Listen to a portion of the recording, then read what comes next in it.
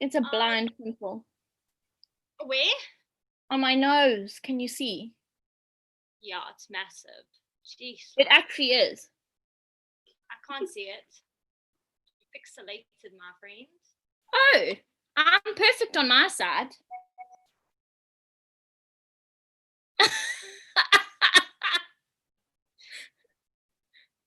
That's nice. Okay. Okay. Hello, I'm Becca. And I'm Kim. And we are Hatstand Productions. That was so much closer than we've ever been, Kim. Like, that was super close. Okay, welcome to the next installment of So When Are You Going to Get a Real Job? We are very excited to have you with us. Before we get going, we would like to warn you that this chat will probably most definitely contain naughty words and little dicey subject matter, probably. Tonight's dress code is Animal Queendom, and I am wearing the superior animal of a kitty cat, while Kim has chosen something super cuck, panda, bear. No. Okay. We are obviously relying on Wi-Fi and or data, so if we get disconnected, please bear with us while we try and get that back up. Also keep an eye out on our Instagram page tomorrow, because we are launching a new project that is super exciting. So yeah, keep an eye out for that. Go us! Woohoo! Take it away, Kimbo. Okay. For tonight's episode, I have written a poem in honor of our guest, and it is called An Ode to Nadine. Aww. Our extra special guest tonight is the embodiment of versatility. Whatever she's doing it with fearlessness and humility. Even as a student, her talent was formidable, landing roles in Footloose, Legally Blonde, and The Crucible. Along with her obvious natural talents, this beaut has a hardcore work ethic to boot, with licentiates in drama, musical theatre, and teaching, and advanced levels in modern, ballet, and tap dancing. She perfected her craft and creativity and was ready to share it with all humanity. She was truly magical as Mimi in Rent the Musical. She brought the charm in David Kramer's Lang Arm. She made her mark in Danger in the Dark, and she seduced us in Peter Terrine's The Producers. She's inspired the minds of tomorrow with her work on Hooked on Books, Goldilocks, and Pinocchio. And if that's not enough, here's some more stuff. She's a South African blogger and beauty vlogger of all things makeup, self-care, and natural hair. For all your cosmetic needs, she'll be there.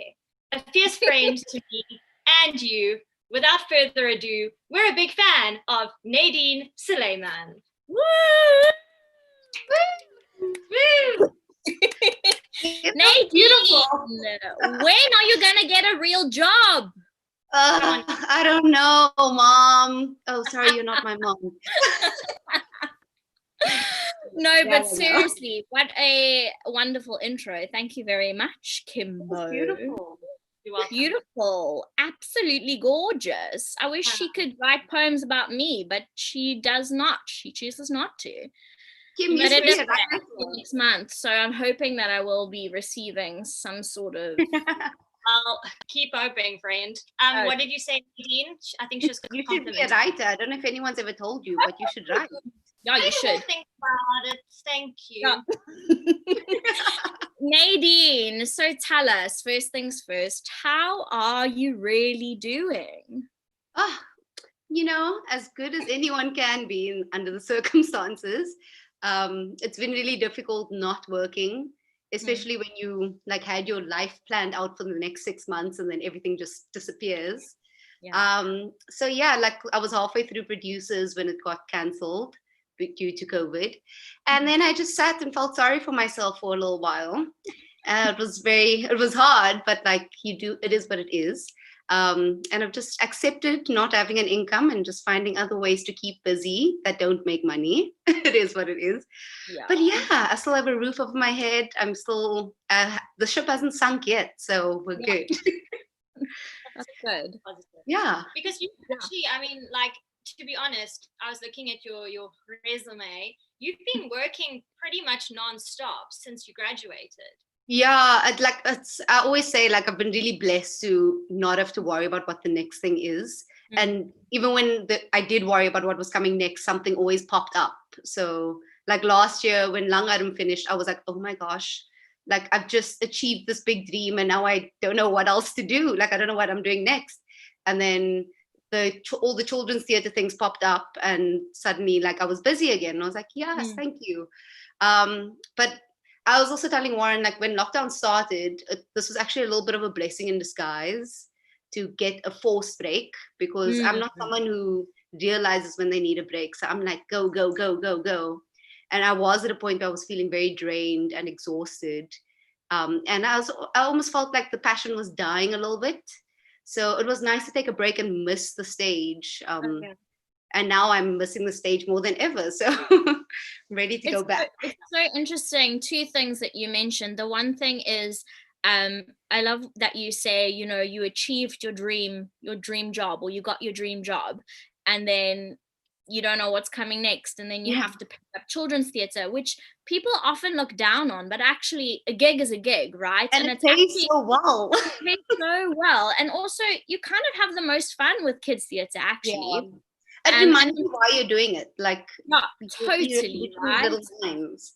Totally, it's really incredible. And then the other thing you said, I have forgotten in my brain. It's like on the tip of my brain. About being exhausted, maybe. Yes. So, isn't it amazing? Like, I was reading something the other day that says, like, yes, this lockdown is terrible, but I think it's definitely taught people to slow down and to take stock of what's important in their life. And yes, even though it means, you know, you're not actively working as much as you would like to, I think it's definitely been a time where you can pour so much love into your body and into your mind and into, you know, spending time with family and friends. So that's really been a really cool positive. Yeah, no, I've been working out and doing, like, I started doing yoga even. Amazing. And I'm someone who used to hate yoga, but I was like, let's just try it, because I was like, my anxiety was flaring during lockdown. And it's really helped like center myself and make me feel a bit more at ease and more in control of my situation. So yay. This anxiety, what is the anxiety about? What has it been about? So I was told, this was like brought to my attention. I never actually knew about this, about myself. But one of the choreographers I worked with came to me and he was like, you know, you're a bit of a control freak. And I was like, what do you mean? And he was just like, no, you need to learn to just like let go, like let things happen. And then I thought about it and I was like, whoa, I am a little bit of a control freak. Like, so like when I started working, like when I was fresh out of college, like obviously in college, I was like the nerd of my year. But I thought that was just me being a nerd. And then when I left, I was like, I was always the person in shows that people would come to and they're like, what do I have next? What's my next costume? And I would know everyone's costume, everyone's change. I'm like, you're in this number now, put on your tap shoes or whatever. And and then I thought about it and I was like, oh, this is why I'm so tired when I get home, because my brain's like working for other people. And then in the past year, I've just been trying to chill out a bit and not try and control things that are out of my control, and stop trying to control other people, because it can be very annoying to work with someone like me. And so now my new motto is, am I getting paid for this? And if the answer is no, I do not do it. And that's helped a lot. Yeah, I mean, I definitely think that's a teacher brain thing too. Yeah. Like, trying to be in control all the time. It's like, yeah, and like I do have a very big teacher brain. Like I love teaching. So like I have to remind myself that my colleagues are not my students a lot of the time. Like, yeah. Sorry, I was gonna say it's frustrating because your intention is to help. You know, and then like, but you actually do. My dad has this saying where he always is like, it's not my monkey, you know, it's not my circus, not my monkey. Yeah, but it's difficult because you think this person is ruining everything because your standard is high, you know, so that you see them chilling and they're not in their costume yet, and you're like, why are you ruining everything? Yeah. Well, that being said, I am always the person who's in their costume last. But Oh, that's very interesting. I'm terrible with time management as much as I am a control freak. So like So you worry about everyone else and then you last. I always I'm doing my makeup and it's like 5 minutes to curtain and I'm still chilling, putting on lipstick. Like I've literally during producers, the overture would be starting and I'd be like pulling on my shoes. No, Nadine. I would be stressing if I were in the car. I told Nicolette this because she was next to me and she always used to like complain about me not being ready. And I'm like, Nicolette, I never miss a cue. I never miss an entrance. And the day I do, you can give me shit, but it's never happened yet. Touch wood. Well, speaking of, have either of you ever missed a cue? Yeah. I haven't. No. One that springs to mind is in Legally Blonde. I don't know what happened. You remember this? It was the matinee show, and I was in half my costume, but I'd sort of got changed, but sort of not. So in my brain, from the head to the waist, I was in costume. So I was looking at myself in the mirror, and then the music started, which I was talking to someone, which I shouldn't have been doing. My cue music started. And I was like, "Fuck! I'm supposed to be like on the stage." And then I ran to the wings, and I wasn't dressed from the waist down. So I had to run back upstairs, put on my clothes, and stood in the wings. What were you wearing from the waist down? Hot shorts. Naked, basically. And were you in the attic, like, of the mosque? Like that? Yes, oh, no, that's all right. It's a fucking ladder. And I was just standing in the wings going, how do I actually get on stage now? Like, what do I do? What's my, like, motivation? Yeah, it's always like, am I more vital on stage or off stage right now? Like, if you've missed your cue. Sure. That made my face heat up. For the viewers who have logged on, we were speaking before we went online about how our bodies have different temperatures, and Kim's face is always hot. My face just got so hot. You speaking about missed cues. Like, I'm actually stressed. Speaking of stress, what do you think is the most stressful part of your job? Oh, I think it's remembering the choreography, if that makes any sense. Because like I have these moments where I have to tell myself not to think before I go on stage. Because if I try and think about what I'm about to do, I go blank. Oh yeah. And it happened every single time in producers before I went on for Springtime for Hitler, which is like this hectic tap number. And before I walked on, I was just like, I don't know the step. I don't know what I'm doing. Oh my gosh. And you have to be so strict with your mind. You're like, do not get into this. Because if you think you don't know what you're doing, you're not going to know what you're doing. I'm just like, my body knows. Muscle memory is a great thing. It's going to take over. And then we go. And it happens. But so yeah. I think, though, do you think that kind of thing happens the older you get? Because I mean, I remember in college I was so chilled. I was like, yep, can do this, easy peasy. And then as time went on, my anxiety about like just about to get onto stage, I'm like freaking out. Look, I'm pretty chilled before I go on stage. It's just like dancing has always been like, I consider dancing my weaker of my strengths. And so even in college, even in college before I went on stage, I'd be like, oh my God, tap dancing especially. Because like, if you miss a beat, people can hear it. Like, not that they'll see it. Just make it up. Miss Marshall's always watching. Like, she'll know. That is true. But she's not watching if you're not watching her. Yeah, that's true. That's how it works. Yes, exactly. No, I think it's just like I've fallen so many times on stage as well that I'm just like, have you? I have. I've fallen. I don't. Kim will probably remember my Legally Blonde fall. You guys don't remember? I don't remember the response. Maybe I came on stage for my bow, and I was in these like huge heels. And so I walk on and I'm in my like ditzy character and I slip and I fall flat on my stage, like, and flat on my face as I hit center stage. And literally the audience is like, oh. As I jumped up, they were like, yay. Oh I went down just as fast as I jumped up. Like, it was ridiculous. Oh my gosh. That wasn't even my worst fall, guys. I've fallen on espresso, like on live TV. Okay, I'm literally overheated. You have to be able to laugh at yourself. Otherwise, these things just like will destroy you. That's true. I remember my absolute worst moment on stage, and it was the night that they filmed the DVD, so it is available for people to watch. I love those moments. It was in chorus line, and I was coming off in a line, and Talia was coming on, and she knocked this shoulder, and I spun back in onto the stage, and I was trapped in a dance circle that I had to physically break out of.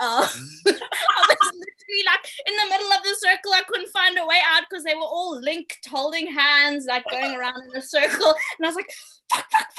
Oh, wait. I literally broke people apart, and I was, oh my gosh, it was literally the worst moment ever. Oh my goodness. But yeah, it's on the DVD if anyone wants to go and I'm gonna go find the chorus line DVD now. Oh my goodness, that's hilarious. I can't. My tummy's actually sore. Becky, your like response as well, like the panic, because I can see it in your face, like this moment, like I'm fine, and then like panic, and it's like must punch everyone out the way. Oh my gosh. Actually, that reminds me, I had another panic moment in Avenue Q where I literally snapped out of character so quickly, it was ridiculous. So in the money song, we have to go out into the audience and ask for money, and I don't know what happened. Usually before I step off the stage to go down the stairs, I like map out my route so that I can just make sure that, you know, everything's clear. And this night, I don't know why, I just didn't do it. And also I sped up. So I ran down the stairs and I ran up the stairs and I tripped, but hard. Like, you know, when you can hear, like, it's like hard. And I got up and I realized where I was. And I was so like, because I obviously wasn't listening to the music because I had obviously just fallen. I didn't know where I was. And this poor guy, he was like, oh my gosh, are you okay? Can I help you? I'm like, I'm fucking fine, but completely out of character. And then I felt so bad. And I literally, all I wanted to do was just go backstage, pack up my bag and leave because I just could not deal with doing the rest of the show that evening. It's crazy, like the mind shift that happens when something goes wrong on stage. Like you have to remember where you are, like so quickly. Literally, you have to be thinking of so many different things. The worst is trying to figure out where you are in the song. Like if someone like especially if the person singing messes up, and now you're like, oh okay, are we here? Like, and like I had so many bad corpsing moments during producers, just because like Alan's really funny and he was playing Bialy, and he like it's like Alan goes out of his way to make you laugh on stage. And one day he said the best champagne would fill my glass is the line, but he mixed up his words, and this night he said the best champagne would fill my ass. And I was sitting next to him and he looks me in the eye and says this line.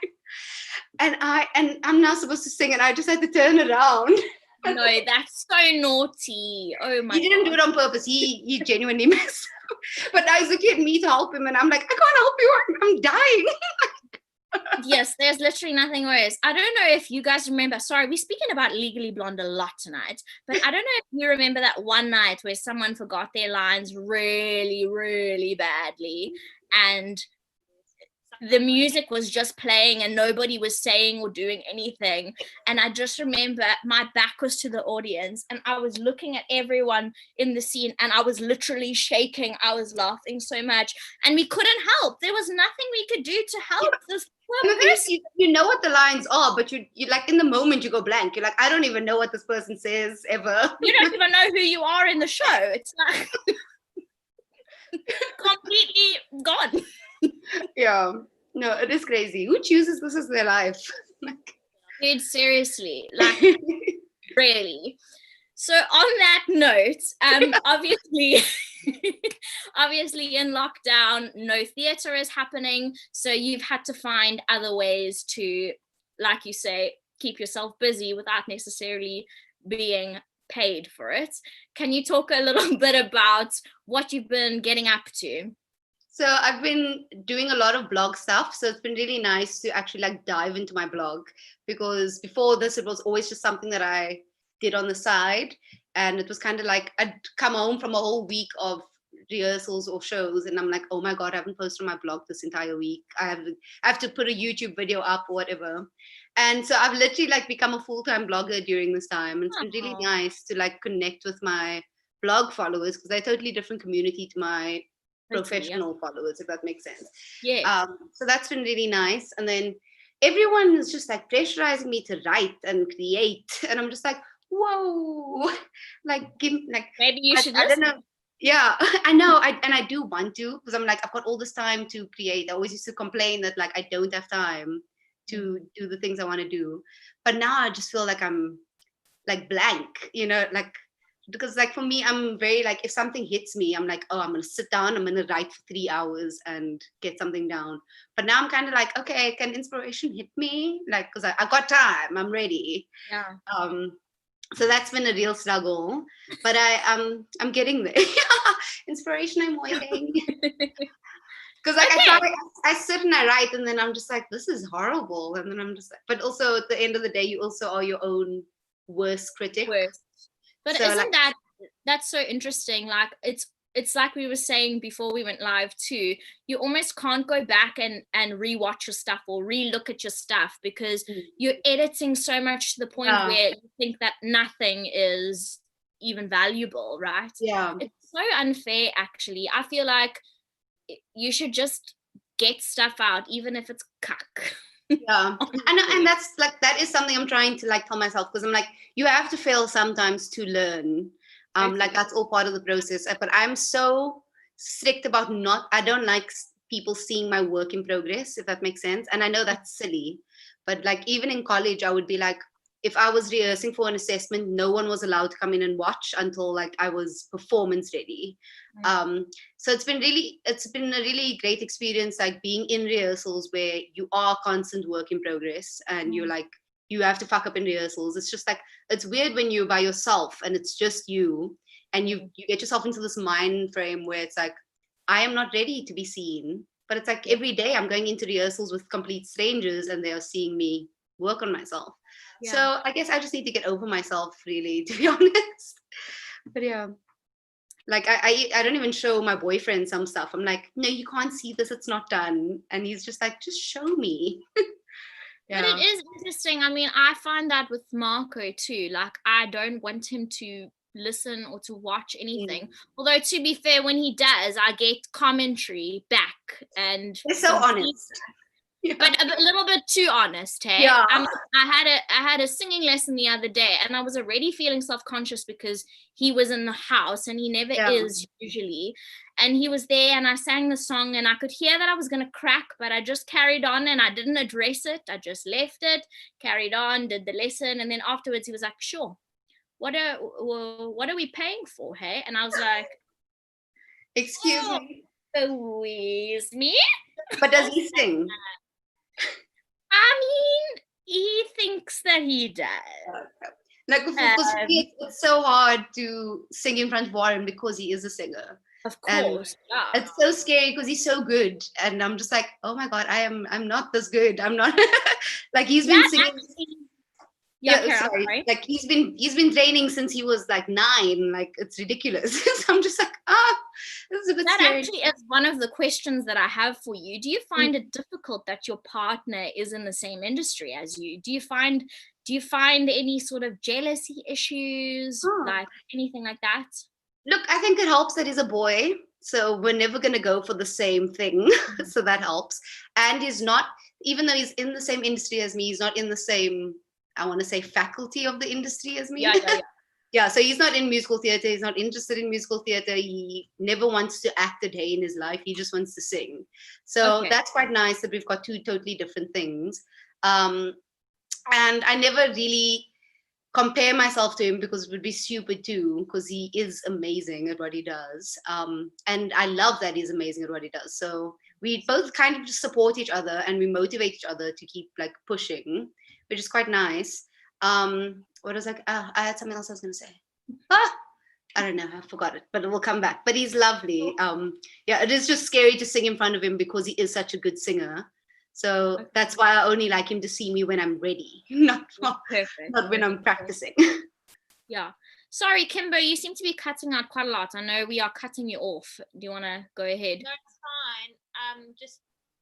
Keep going. No, I just wanted to say about the opposite with writing versus doing work that already exists. I think you can have confidence. You're like, well, I didn't write it. I'm just performing it. So you can be conscious about your skill set, but you don't have to be conscious about your own thoughts and feelings. And subject matter, yeah. This is my inside brain.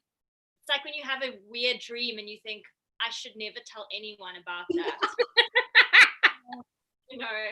Yeah. It's almost like another element to be afraid of.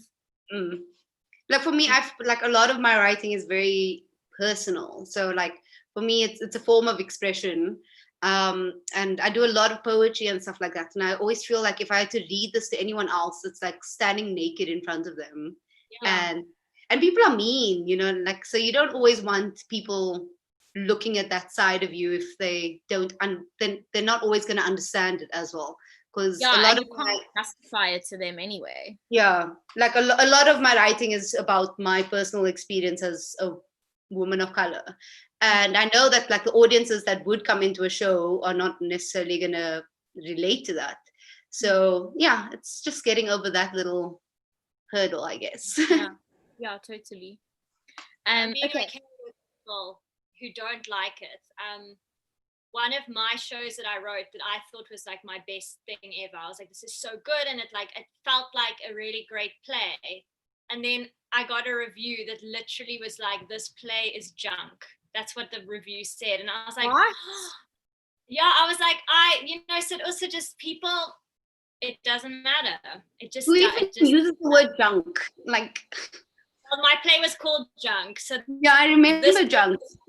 Like it, the title suggests. It was, funny reviewer. That's terrible because people don't know that the words they use are so powerful and they will stay with you for so long. Yeah, like reviews really mess you up. Like, it's not a vibe. Yeah, I once had a review for when I played Mimi in Rent. And this guy comes in and he reviews, and it was for like a big newspaper.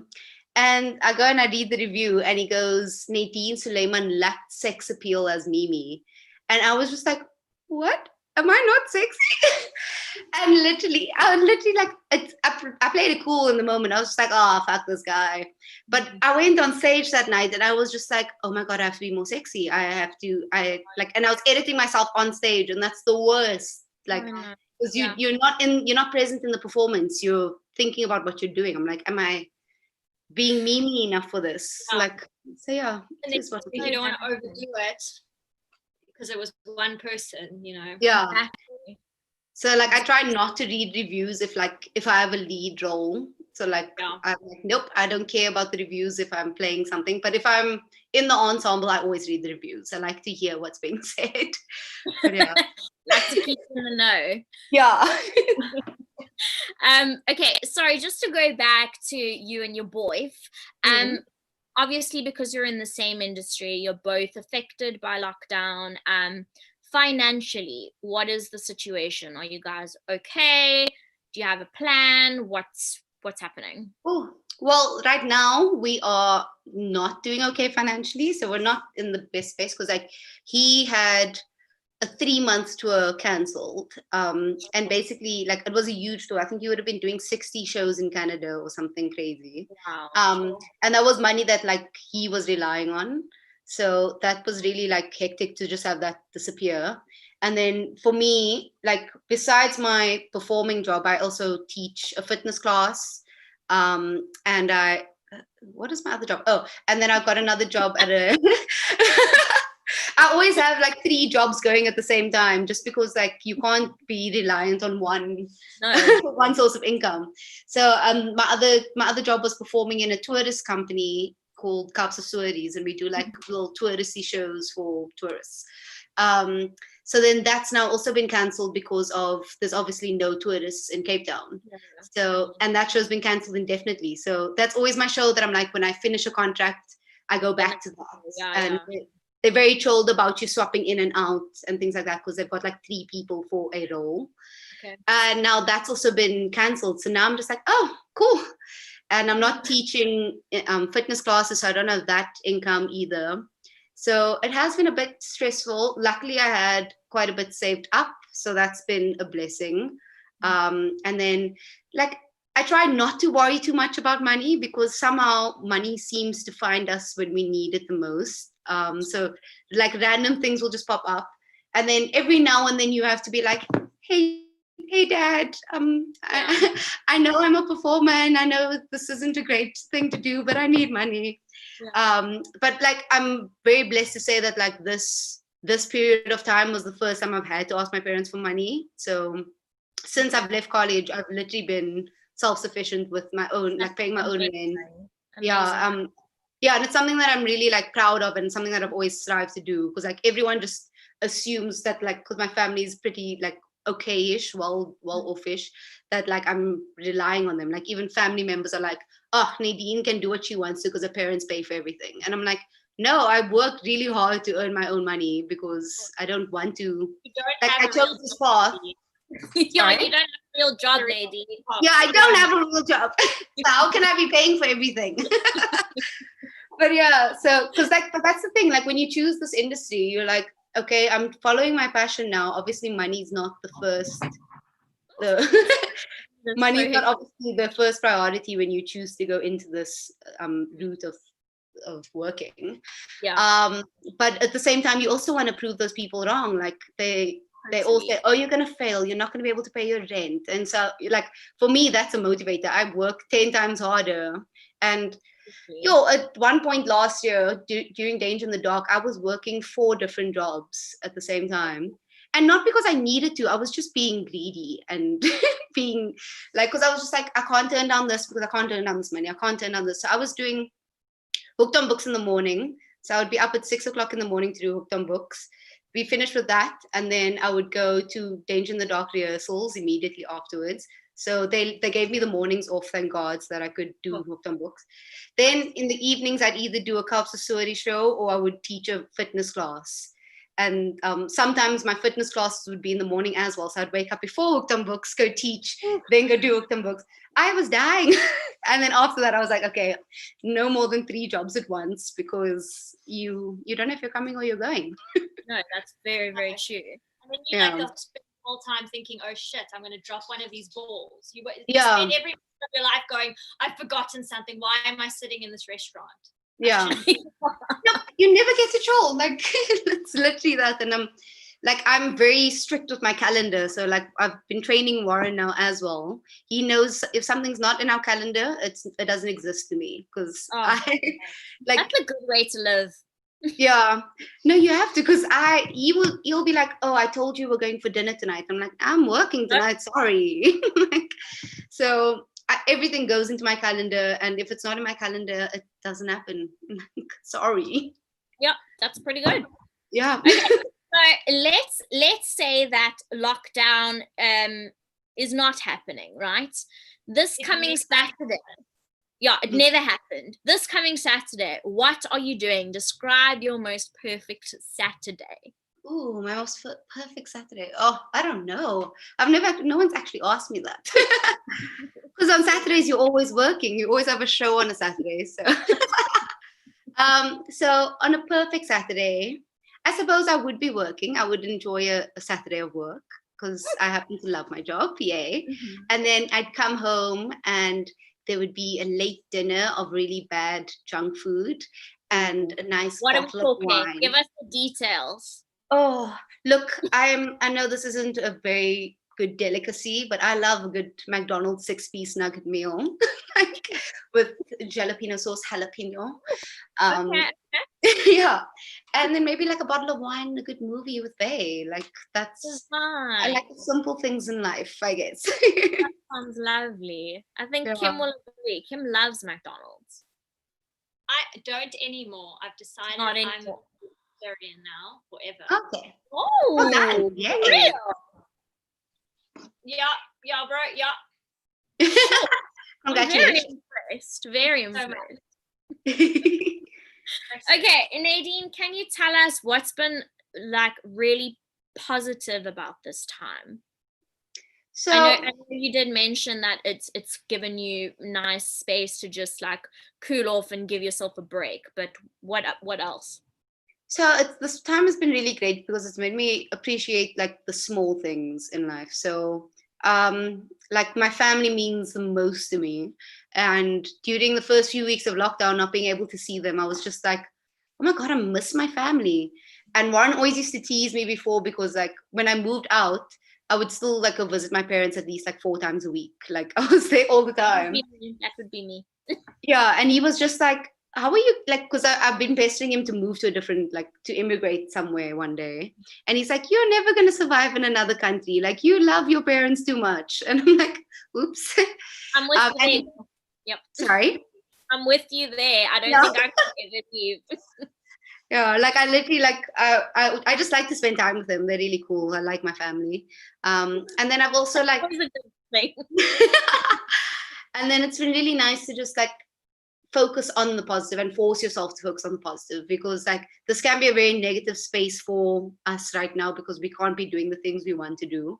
And I did let myself fall into like some negative routines, but I've been working really hard to get out of that.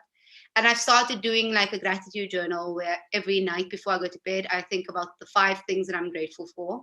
And then I just write about that. And that's been really nice to just reflect during the day.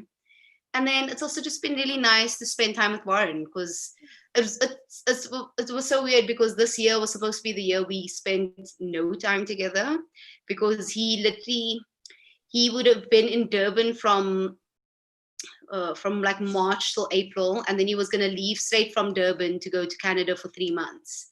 Oh. And so I was like, oh my God, I'm not going to see my boyfriend for like 4 or 5 months now. And we were really like, well, I was feeling a bit down about it. I don't know how he was feeling. But I was just like, I'm not going to see my boyfriend this year. It's going to be hectic. And now we literally are not seeing each other. Like, yeah, we're spending 24/7 together. Yeah. So I guess it helps that I do like him a little bit. So we haven't murdered each other. Yeah. But yeah, so those are the things that I'm like really grateful for during this time. It's been nice to realize how much I like my family and my boyfriend. And yeah. Okay, very cool. Do you have any Netflix recommendations for people? Oh, Kim, that's opening another box of worms, because I have watched the whole of it. What is the thing that you I understand. What is you are watching like at the moment right now? Like, what are you busy with? So at the moment I'm only watching this because there's nothing else to watch, because I've watched everything else. So I gave in and I started watching Community, which exactly. Literally the worst show in the world. I know. I like, sometimes I hate it and sometimes I really enjoy it. So I'm just like, so I put it on in the background while I'm doing the dishes or something.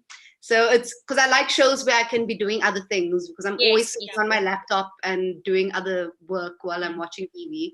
So that works. But Netflix has been bringing it lately. Like everything that's come out so far, like in the past 3 months, I've really been enjoying. Like now I've totally forgotten about every show I've watched on Netflix. But yeah. Yeah. But yeah, I really do enjoy Netflix. Good. Okay. What are you watching? What? Say again? What are you watching? I am going to say something that will upset you. I know what you're gonna say. What are you watching? I'm rewatching Friends for the 85th time, and it's one of the background shows, you know, like I just play in the background. And I only watch it when Marco's around and when we're in bed and we're like chilling. But I have been watching a lot of documentaries lately that I've been enjoying. Yeah. And then I make the mistake of going on Wikipedia, and then I end up there for 12 hours Googling random facts. And then I know information about stuff that is pointless. Basically. As one does. As during lockdown, that's what happens. Yeah. Warren keeps watching these serial killer documentaries, and like then I'll have to sit and watch them, and I'm just like, I don't want to watch this. This makes me feel like I'm gonna be murdered. Well, I guess we live in South Africa; it's a very high chance. But like, I don't want to be scared that I'm gonna be murdered in my house 24/7. Like, not a vibe. Yeah, I wouldn't be able to watch a serial killer documentary. I get freaked out very, very easily. Like, I can't even watch cartoons at night because I have nightmares. I'm so sorry. Yeah. Sorry. Say that again. It doesn't make sense to me. A cartoon, like as in like, I don't know, Kung Fu Panda. Yeah, I can't do it. No. It's weird. I could understand like if it was like Adventure Time or something that's like weird that would give you. No, I just any sort of animation. I don't like doing it in the nighttime. It's just not good for me. I love a good animation. But yeah, Kim, what are you watching on Netflix? Oh, okay, sorry. So I am watching at the moment. I'm watching Guy, which I love. It's so nice. Say that again, Kimbo. Sorry, you broke up. I'm watching Queer Eye. Oh, I love Queer Eye. I love it. And we are watching, what's that thing? Orphan Black. That's what we're into. My mom is so into Orphan Black. Like whenever I visit her, she's like, you have to watch Orphan Black. I'm like, I don't want to watch things you suggest. I was just going to say, do you take Netflix recommendations from your mom? No, because like, okay, I took it once and I watched Sweet Magnolias on Netflix. Oh, yeah? The worst show I've ever watched. Like I got to the second episode. It's terrible. I couldn't get through the second episode. I was just like, nope, can't do this.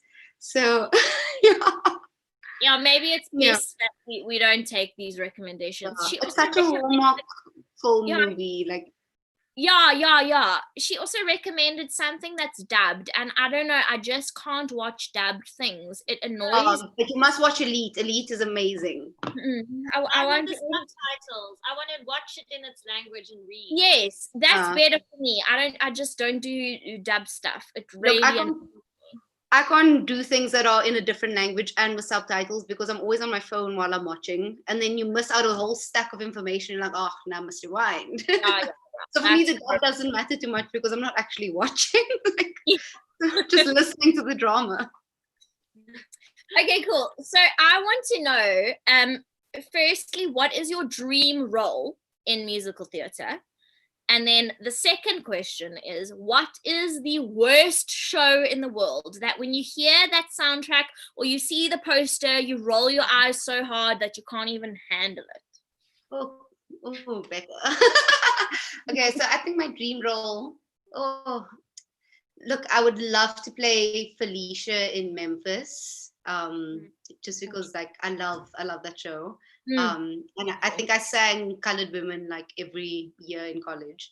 So it's about you. And then like Mimi was also like a big dream role, and I would love to play it again one day. So it was quite nice to do something that like I always dreamed of doing. Like I think Mimi was always like my main goal.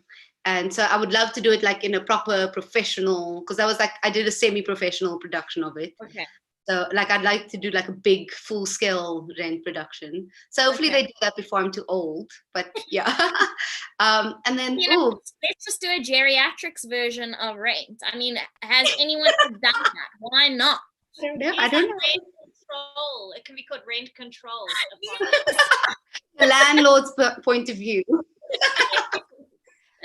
know.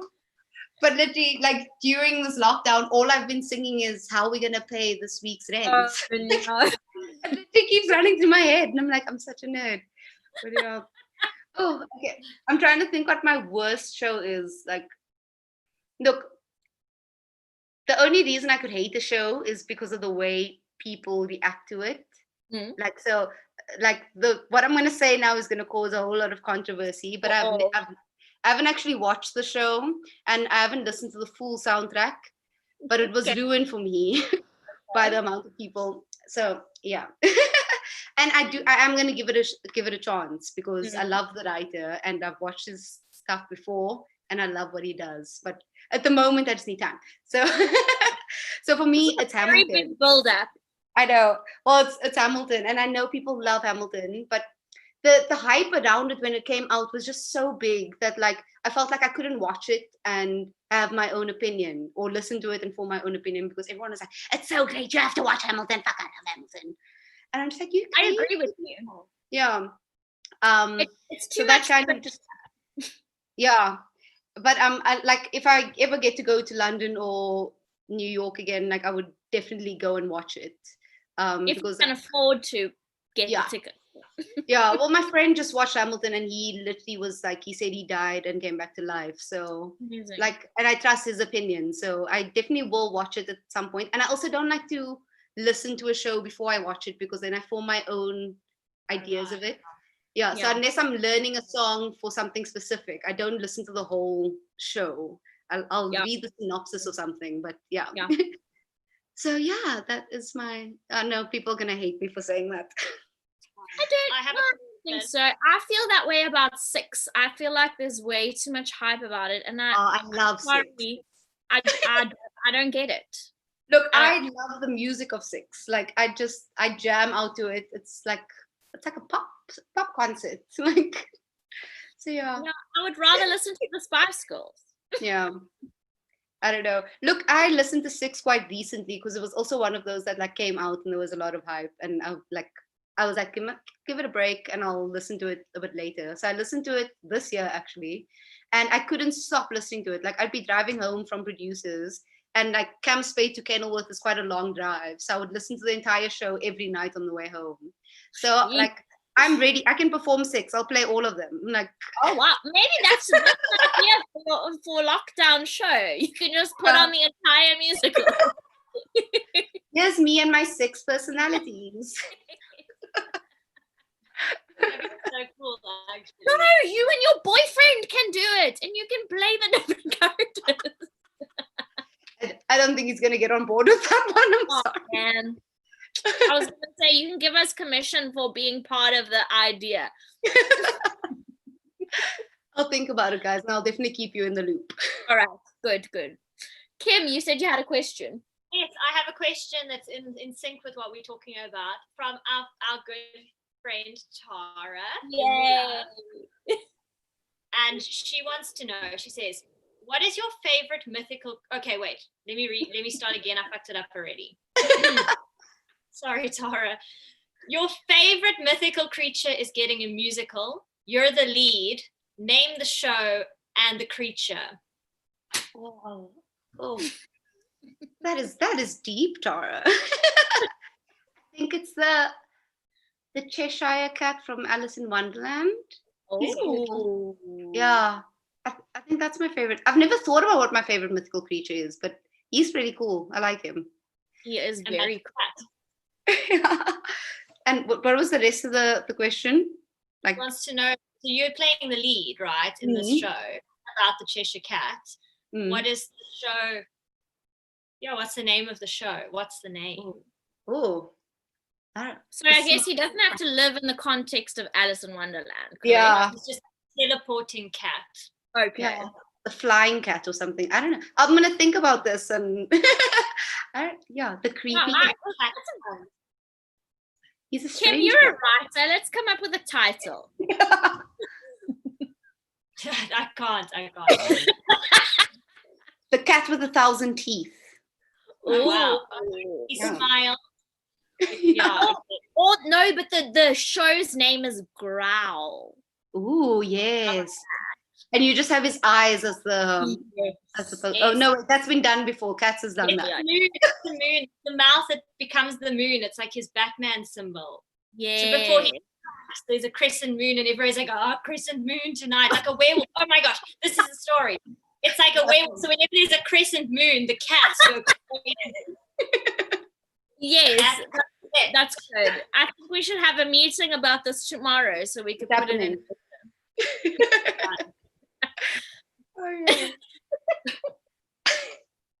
I'm not even lying.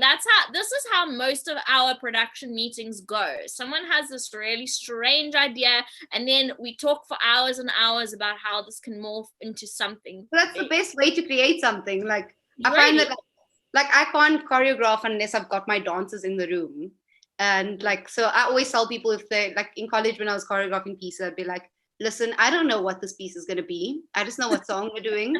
And we are going to form this together. So like, and like, I'll be like in the room and I'll suddenly just decide, oh, that last count of 8, we're changing it. We're doing this instead. Because I like to work with the bodies. And it's the same like in college, like I used to write a lot for my year because like I knew them and I knew like what characters they could each play, if that makes sense. So like my dad's always like, why haven't you written another show since your graduation show? And I'm just like, that was easy to write because like I was writing for people who already existed. Like creating like fully formed characters is what I struggle with, I guess. So you need to sit and do that, I guess. Work on that. So that pressure from your parents is never ending, hey? Yeah, no, the problem is that they think I'm amazing. And I know that is literally the problem. They think that you are the most gifted person in the world, which is really sweet and great. And like you want to believe them, but actually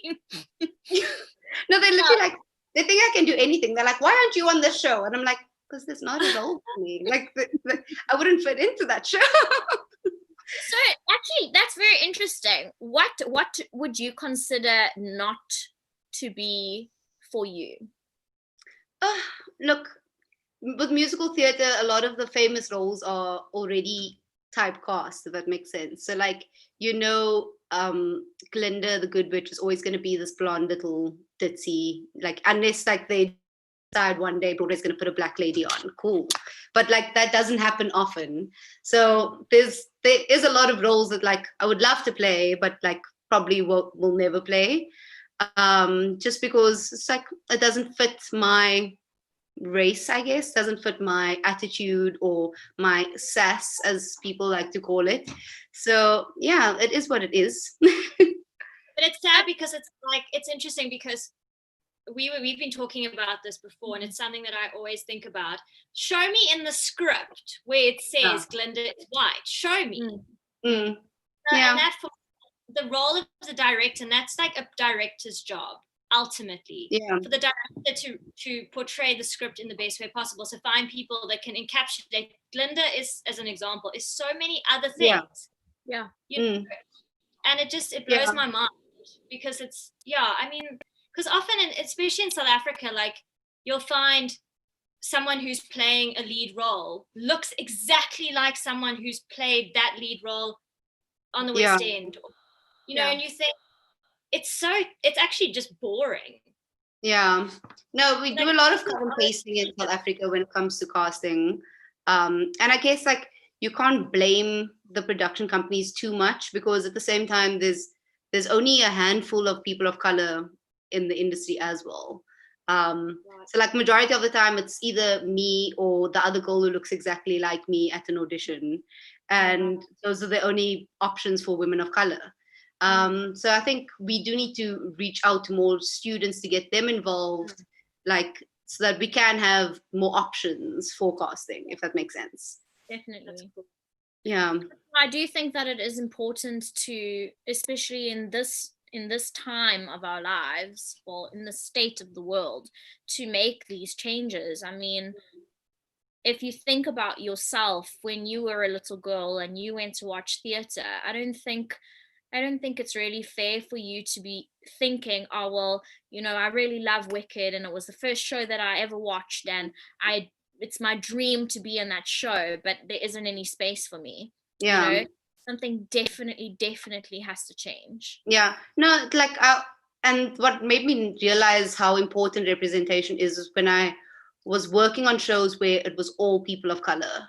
So like I've been very blessed to be able to do 2 David Kramer shows so far, and his shows are great because everyone in the cast is a person of color, and you're just like, I didn't know all these people existed because you never see them in other shows. And I remember growing up as a child, like it was very rare seeing someone who looked like me on stage. And like like my dad was really cool because he would take me to see colored shows as often as he could. So like the first show I saw was District 6. Wow. And it was, so that was really great to see. Oh yeah, here's a whole cast of people who look like me. Great. Yeah. But then I'd watch like Beauty and the Beast, and like there's not one person of color unless they're playing the Beast or something. Like so, and like the princesses that like come in movies, like even that, like we've got like 3 brown princesses. Like so it goes a lot deeper than just on stage. Sorry, Kim? Yeah.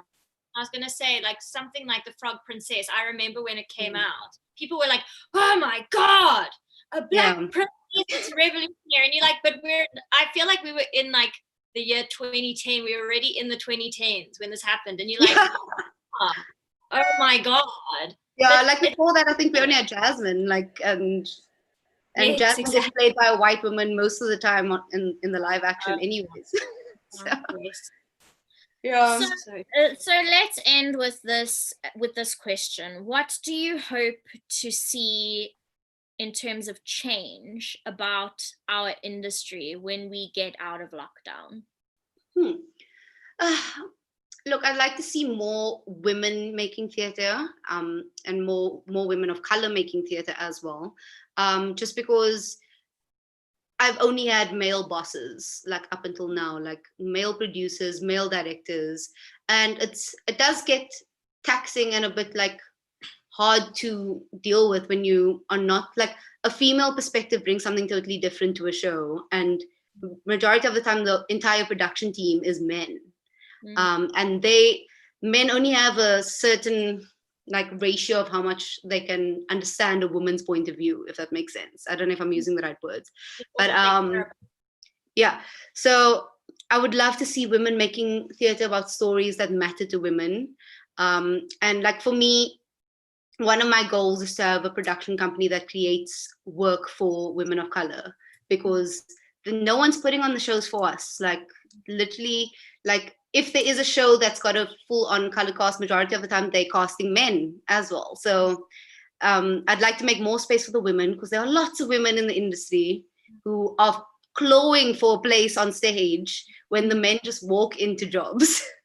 So yeah, I'd like us to just like, I'd like the women to have a chance, because like I haven't met one woman in the industry who is shit at what she does. Like every woman who comes into the industry works 20 times harder than the males, because they know that they had to beat 20 other women to get there when the boys only had one other option against them. So not saying that the boys who work don't deserve it, but the women are like, yeah, like if I want to get into a dance show, I need to be able to do 20 pirouettes without falling off my foot, and the boy just needs to be able to do a tap step and is in. Like, so yeah, that's what I would change. Sorry, that got very deep. Oh, that's good. And just before we head off, can you tell everyone where they can find you on your socials? Oh yes. So if you follow me on Instagram, my handle is Nadine Suliaman, and my surname is IA, not AI. Everyone messes that up. And then I'm also on Facebook. I've got a fan page on Facebook. I think it's called Nadine Samantha. If you want to like me there. Yeah. But yeah, I always post like little covers every now and then, like once every 2 months. But yeah, we'll see. Yay. Thank you so much for being our lovely guest tonight. Thank you, ladies. I had so much fun. Hey, we're glad. Thanks, everyone. Don't forget to tune into our Instagram page tomorrow for our lovely announcement. And we shall see you next week for So When Are You Gonna Get a Real Job? Bye. Bye, guys. Stay on, Nadine. Okay. Ending the thing. It is ended.